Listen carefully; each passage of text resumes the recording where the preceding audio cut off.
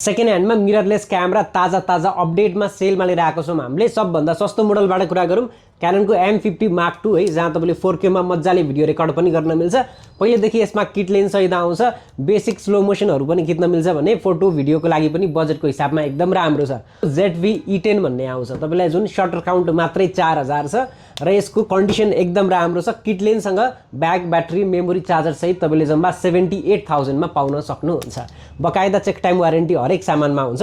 सोनीको अलिकति गाह्रो लाग्छ, क्याननको लिक्छु टच स्क्रिन पनि हुन्छ, यसरी फ्लिप स्क्रिन पनि हुन्छ भन्दाखेरि क्याननको R50 तपाईँले किट लेन्ससँग मात्रै 80,000 मा पाउँदै हुनुहुन्छ, एकदम बेस्ट इन कन्डिसनमा। अब यो भन्दा पनि अलि माथिको क्यामेरा लिँदाखेरि चाहिँ क्याननको R10 भन्ने मोडल आउँछ है, जुन हजुरले किट लेन्ससँग भने 90,000 मा पाउँदै हुनुहुन्छ। त्यस्तै अब योसँग किट लेन्स नलिगिकन म 18-150 को लेन्स लिन्छु भन्दाखेरि चाहिँ तपाईँले 1,15,000 मा पाउँदै हुनुहुन्छ।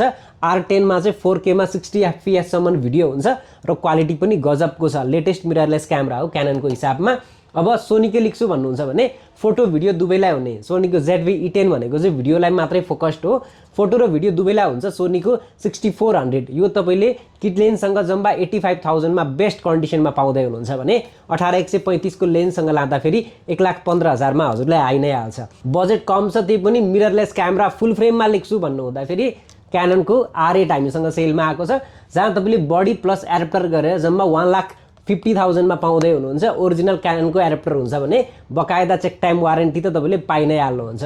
कन्डिसन वाइज सबै सामान एकदम बेस्ट इन कन्डिसनमा छ भने सामानमा कुनै पनि खाली डाउट छैन, सबै लाइक न्यू इन कन्डिसनमा छ। ओरिजिनल फोटो हेर्न चाहनुहुन्छ भने तल दिएको WhatsApp को नम्बरमा मेसेज पनि गर्न सक्नुहुन्छ।